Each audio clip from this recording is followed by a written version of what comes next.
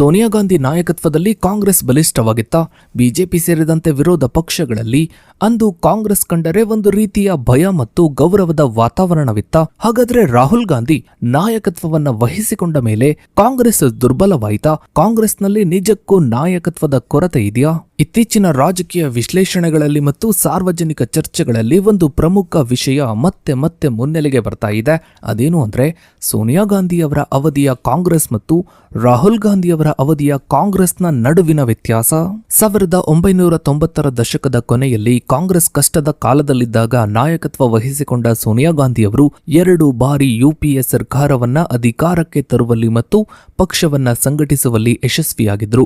ಅಂದು ವಿರೋಧ ಪಕ್ಷಗಳಿಗೂ ಇವರ ರಾಜಕೀಯ ತಂತ್ರಗಳು ಸವಾಲಾಗಿ ಪರಿಣಮಿಸಿದ್ವು. ಆದರೆ ರಾಹುಲ್ ಗಾಂಧಿ ಕಾಂಗ್ರೆಸ್ನ ನಾಯಕತ್ವವನ್ನು ವಹಿಸಿಕೊಂಡ ನಂತರ ಎದುರಿಸಿದ ಸಾಲು ಸಾಲು ಹಿನ್ನಡೆಗಳು, ಚುನಾವಣೆಗಳಲ್ಲಿನ ಸೋಲು ಮತ್ತು ಪಕ್ಷದೊಳಗಿನ ಭಿನ್ನಾಭಿಪ್ರಾಯಗಳು ಕಾಂಗ್ರೆಸ್ಗೆ ಸಮರ್ಥ ನಾಯಕತ್ವದ ಕೊರತೆ ಇದೆ ಎಂಬ ಚರ್ಚೆಗೆ ದಾರಿ ಮಾಡಿಕೊಟ್ಟಿವೆ. ರಾಹುಲ್ ಗಾಂಧಿಯವರ ಪ್ರಯತ್ನಗಳ ಹೊರತಾಗಿಯೂ ಪಕ್ಷ ಏಕೆ ಮತ್ತೆ ಆ ಹಳೆಯ ವೈಭವವನ್ನ ಪಡೆಯಲು ಸಾಧ್ಯವಾಗ್ತಾ ಇಲ್ಲ? ಸೋನಿಯಾ ಗಾಂಧಿಯವರ ರಾಜಕೀಯ ತಂತ್ರಗಾರಿಕೆ, ರಾಹುಲ್ ಗಾಂಧಿಯವರ ನಾಯಕತ್ವದ ಸವಾಲುಗಳು ಮತ್ತು ಪ್ರಸ್ತುತ ಕಾಂಗ್ರೆಸ್ ಎದುರಿಸ್ತಾ ಇರುವ ನಾಯಕತ್ವದ ಬಿಕ್ಕಟ್ಟಿನ ಬಗ್ಗೆಯೇ ಒಂದು ವಿಶೇಷ ವರದಿ ಇದೆ, ಬನ್ನಿ ನೋಡ್ತಾ ಹೋಗೋಣ. ಸ್ನೇಹಿತರೆ, 1998ರಲ್ಲಿ ಸೋನಿಯಾ ಗಾಂಧಿಯವರು ಕಾಂಗ್ರೆಸ್ ಪಕ್ಷದ ಅಧ್ಯಕ್ಷತೆಯನ್ನ ನಾಯಕತ್ವವನ್ನ ವಹಿಸಿಕೊಂಡಾಗ ಪಕ್ಷವು ತೀವ್ರ ರಾಜಕೀಯ ಸಂಕಷ್ಟವನ್ನ ಮತ್ತು ನಾಯಕತ್ವದ ಬಿಕ್ಕಟ್ಟನ್ನ ಎದುರಿಸುತ್ತಿತ್ತು. ರಾಜೀವ್ ಗಾಂಧಿಯವರ ಹತ್ಯೆಯ ನಂತರದ ಕಾಲಘಟ್ಟದಲ್ಲಿ ಸೀತಾರಾಮ್ ಕೇಸರಿಯವರ ನಾಯಕತ್ವದಲ್ಲಿ ಕುಸಿದಿದ್ದ ಪಕ್ಷದ ವರ್ಚಸ್ಸನ್ನ ಮರುಸ್ಥಾಪಿಸುವುದು ಸೋನಿಯಾ ಗಾಂಧಿಯವರ ಮೊದಲ ಆದ್ಯತೆಯಾಗಿತ್ತು.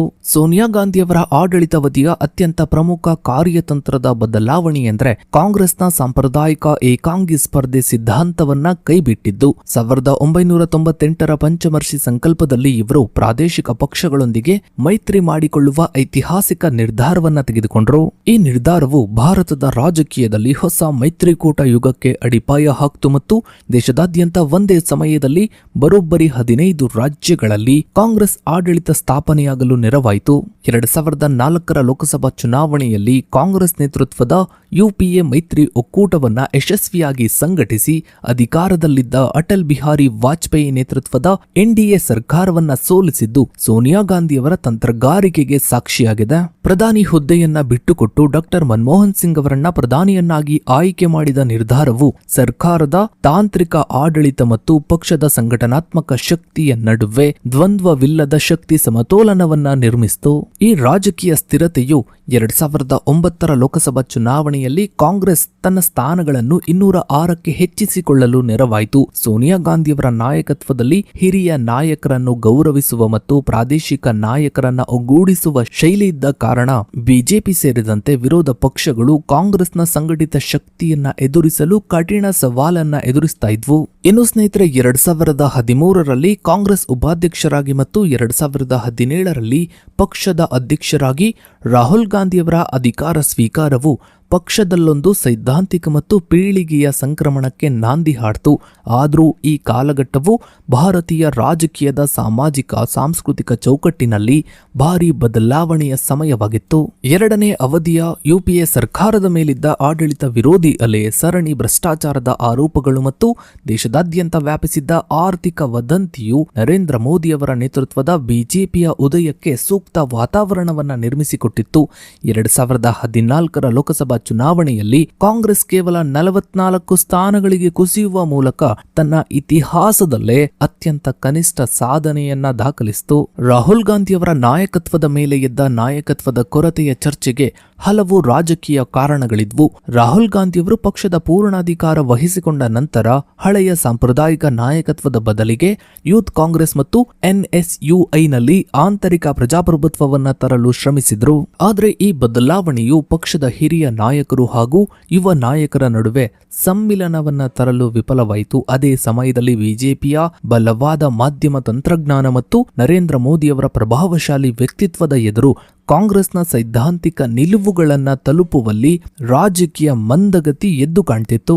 2019 ಲೋಕಸಭಾ ಚುನಾವಣೆಯಲ್ಲಿ ಕಾಂಗ್ರೆಸ್ ಕೇವಲ 52 ಸ್ಥಾನಗಳನ್ನ ಮಾತ್ರ ಗೆಲ್ಲಲು ಸಾಧ್ಯವಾಯಿತು ಮತ್ತು ರಾಹುಲ್ ಗಾಂಧಿಯವರು ತಮ್ಮ ಕುಟುಂಬದ ಸಾಂಪ್ರದಾಯಿಕ ಕ್ಷೇತ್ರವಾದ ಅಮೇಥಿಯಲ್ಲಿ ಸೋಲನ್ನ ಅನುಭವಿಸಿದ್ರು. ಈ ಚುನಾವಣಾ ಸೋಲಿನ ನೈತಿಕ ಹೊಣೆ ಹೊತ್ತು ಇವರು ಅಧ್ಯಕ್ಷ ಹುದ್ದೆಗೆ ರಾಜೀನಾಮೆಯನ್ನ ನೀಡಿದ್ದು ಪಕ್ಷದೊಳಗೆ ನಾಯಕತ್ವದ ಶೂನ್ಯತೆಯನ್ನ ಮತ್ತಷ್ಟು ಹೆಚ್ಚಿಸಿತು. ಇನ್ನು ಸ್ನೇಹಿತರೆ, ರಾಹುಲ್ ಗಾಂಧಿಯವರ ರಾಜೀನಾಮೆಯ ನಂತರ ಸೋನಿಯಾ ಗಾಂಧಿಯವರು ಮಧ್ಯಂತರ ಅಧ್ಯಕ್ಷರಾಗಿ ಅಧಿಕಾರವನ್ನ ವಹಿಸಿಕೊಂಡ್ರು. ಪೂರ್ಣಾವಧಿ ನಾಯಕತ್ವದ ಕೊರತೆಯು ಪಕ್ಷದೊಳಗೆ ಅಸಮಾಧಾನಕ್ಕೆ ದಾರಿ ಮಾಡಿಕೊಟ್ಟಿತ್ತು. ಈ ಬಿಕ್ಕಟ್ಟು 2020ರಲ್ಲಿ ಉನ್ನತ ಮಟ್ಟ ತಲುಪಿತು.